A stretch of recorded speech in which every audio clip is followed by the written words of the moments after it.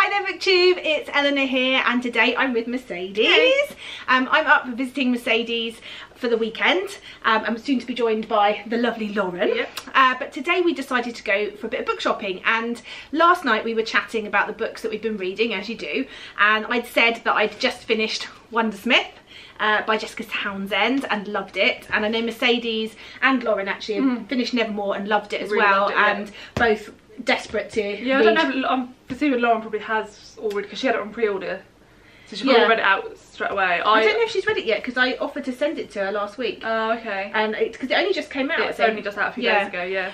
So she may have just read it, Yeah. or she's in the. I picked up a few days ago, but I've not started it yet. And we were just talking about that sort of middle grade feeling, and generally I haven't read much middle grade this year. I think I've read one other than the ones I'm reading now, but literally as soon as it got dark I was like, I'm really feeling middle grade. Yeah, I know what you mean. And you know what, I go through this phase every year, and since like 2016 I've not really acted on it. So in 2016 I read quite a lot of middle grade, and then for whatever reason every time, you know, you get to this time every year and I think, oh, I want to read middle grade, and I don't. And this year I'm determined I'm actually going to do it when I feel like it. Yeah. I think that all comes down to like mood reading, doesn't it? Like I know people are always like, oh, I'm saving these books for this time of year and saving this for this time of year.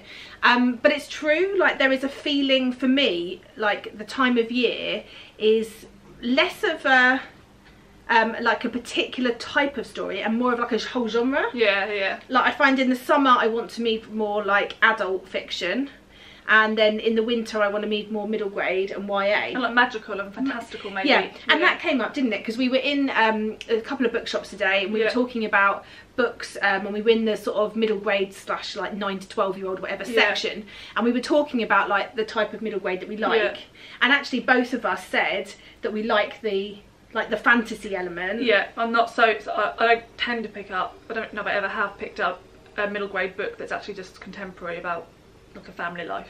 I think we both said, didn't we, it's because we feel like with YA I like the contemporary because I can still remember that quite clearly. Yeah. Whereas with the middle grade I think it touches on subjects that maybe are a bit too, not basic, but are a little bit young for us now. Yeah, maybe. Or maybe, I don't know, I just... The magical ones give me nostalgia, and I don't know, because I haven't really tried them, maybe I would really enjoy them, but I'm just drawn to the ones with fantastical worlds. And I think saying that, when I was a child I didn't read books about general life. Other than Jacqueline Wilson, I read all fantasy when I was a child. So yeah, I think probably maybe just continued into adulthood. Yeah, that imagination. Yeah. So we ended up picking up a few books, so we thought we'd just show you some. And I was saying to Mercedes that I'm actually planning on doing quite a few sort of middle grade review videos soon, because I've read quite a few and I don't see many on. I know that Connor does quite a lot of yeah, he does. He does quite a lot of the sort of fantasy middle grade stuff, and I do the SFF awards every year, and we have a middle grade category now, and I found that I didn't have much to recommend, and the middle grade that came up I was a little bit like disappointed in, because it was that stuff that was, you know, that you'd find all on the front shelves that had been pushed forward, that had the big marketing budgets. Yeah, agreed. And actually the ones that I've been enjoying this year may not have been getting those. I mean, I did love Nevermore and Wondersmith, but some of the others that I'm wanting to pick up are ones I haven't heard of. Yeah, and as well, another thing we said is they have such beautiful covers. I'd love it if all books had like children's book illustrators. That's my favourite type of art. Like even in general, the stuff I want to buy to put on my walls. All like the people maybe I follow. I'd enjoy Robin Hood better if she had like I know what you mean. They're so ugly. Yeah, they're not great covers, but a lot of the artists I just follow on the internet in general are children's book illustrators. I just think they're beautiful.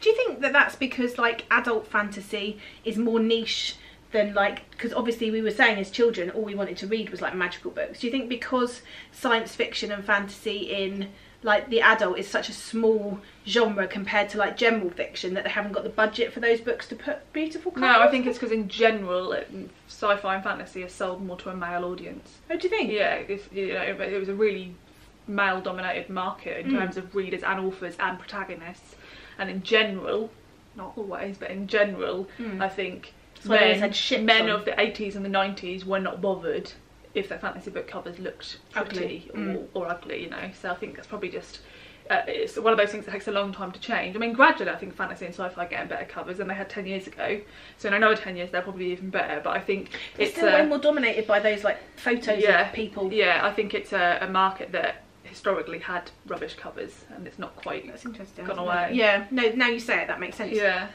So anyway, we have gone out and bought some. I've got one to show you that I've actually read, which I'm not going to talk too much about because I'm going to do it in a review video soon. But we're going to talk about the ones we picked up and the reasons for it. Do you want to go first? Because you've got more that you've picked up. I'll go first. So this is C by Sarah Driver. It's part of a trilogy. I think it's a trilogy, or it might be going on for longer, called The Huntress. At the moment there's only 3 out, I think. And I've heard a couple of people mention how amazing particularly this book is, but then the later books in the series. I don't know what it's about particularly. Cool names though. A little girl called Mouse who looks after her brother called Sparrow. And it says sea churning, beast chattering, dream dancing, whale riding, pterodil flying, world saving adventure. I love the cover, which helps. I've heard good things. And the other covers in the series were in the shop and they look good. Really they follow a nice theme. Yeah, they do. And it's got a map, an amazing looking map, and I read the first page and really liked it just instantly. She's in the deck of a boat and she's working in the kitchen. It just feels really cosy and stuff. So I'm really hoping that I could love this one and then just go and buy the other one straight away. So the next ones are called Sky and then Storm, and they're like orange and red cover, like same as this. So yeah, really looking forward to that one. This one I've just finished actually this morning while I was here, and that's Last Chance Hotel by Nikki Thornton. This was recommended to me in Cheltenham from the Waterstones children's booksellers, and they said how good it was, and it says on the front that it was the winner of the Times Children's Fiction competition in 2016. Oh, okay. And I love, like, they've just got these gold foil. Yeah, they're just really, they put a lot of effort into like children's books, like you say.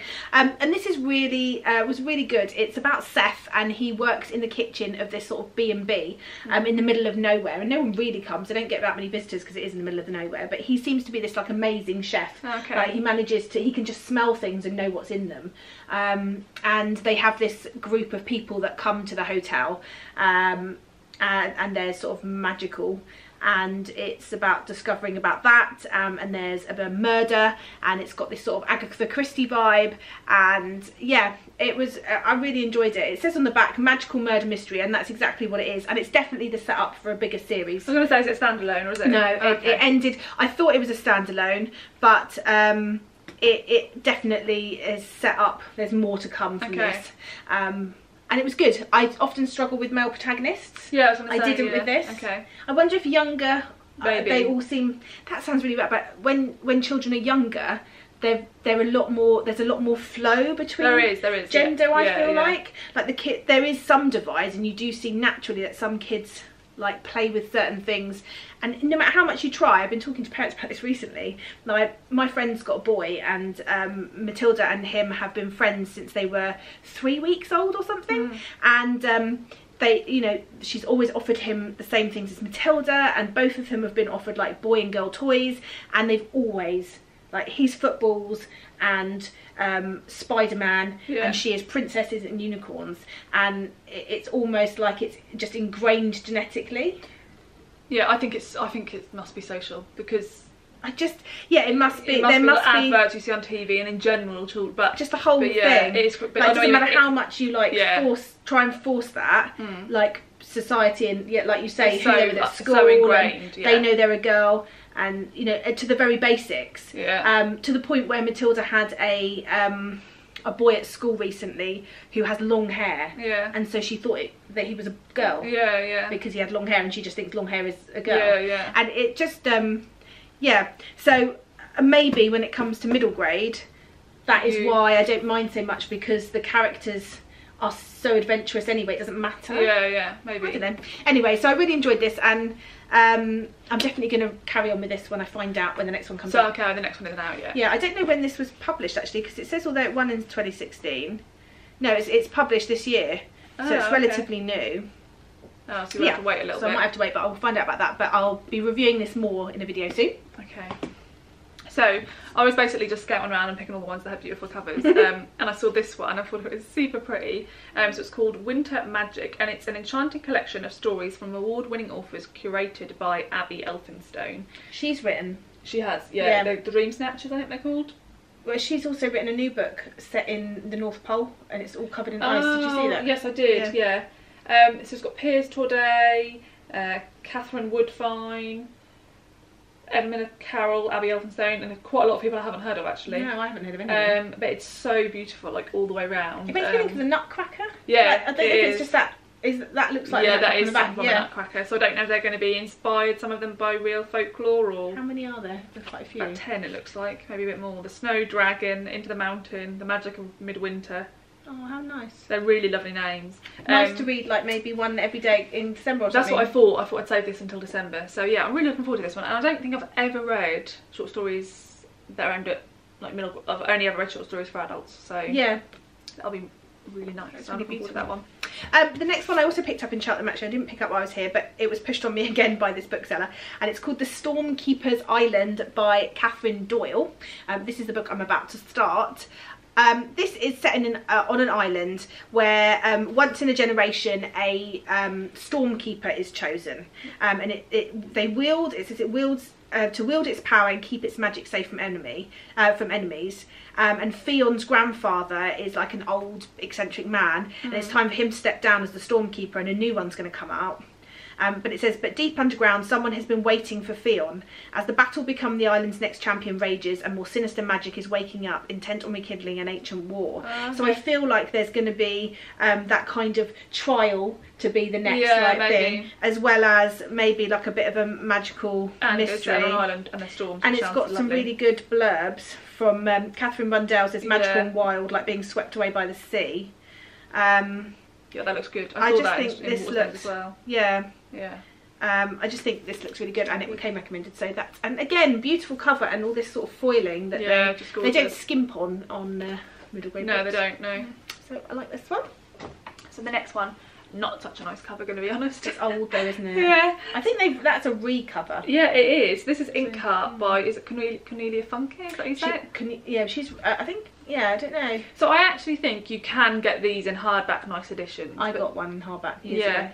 And if I really love it, then perhaps I will. But I just wanted to read it, and I saw off a letter.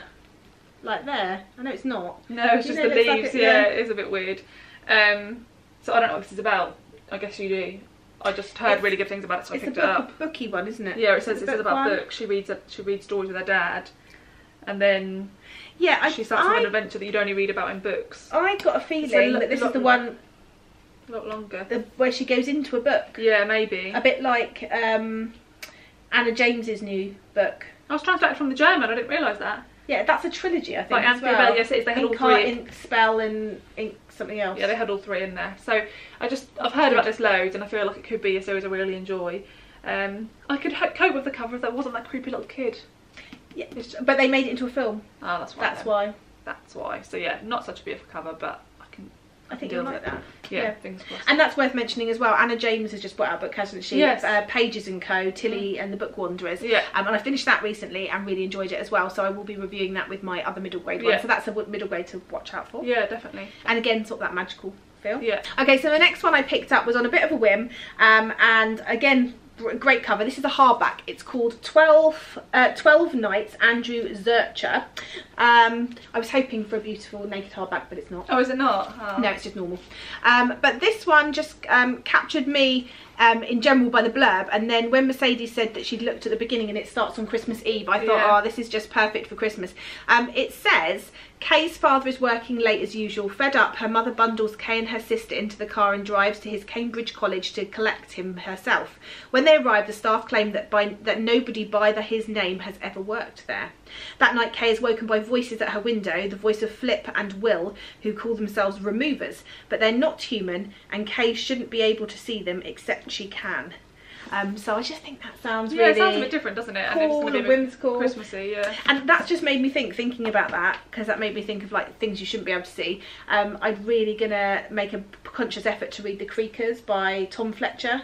You know, he wrote Christmasaurus and that. He wrote a book called The Creakers, which is about like a little boy and like creatures, and I think it's got a Halloweeny vibe, so I'm going to try and read that, and that's a middle grade as well. He writes really well for middle grade, I think. And as we've been talking about it before, I've just, like I was saying to you, I've just thought of loads of middle grade books that are on my shelves, and I think, why didn't I go and look for them? Same, and now I just want to go home and do that, so bye.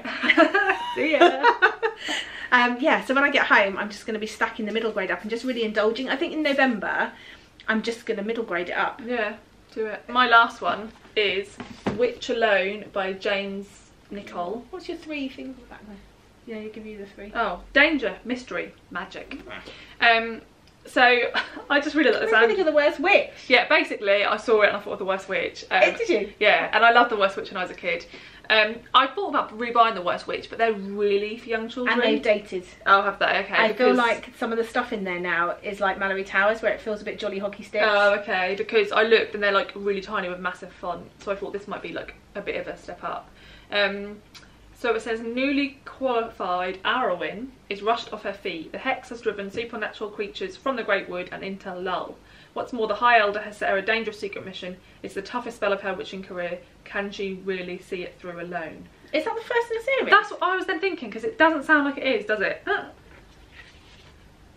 Oh no, the Apprentice Witch.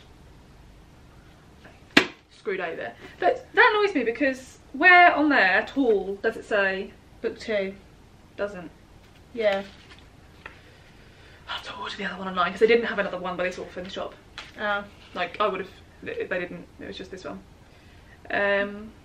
Okay, so we won't read that again because we don't want to spoil it for ourselves or for yourself. No. But I'll wait.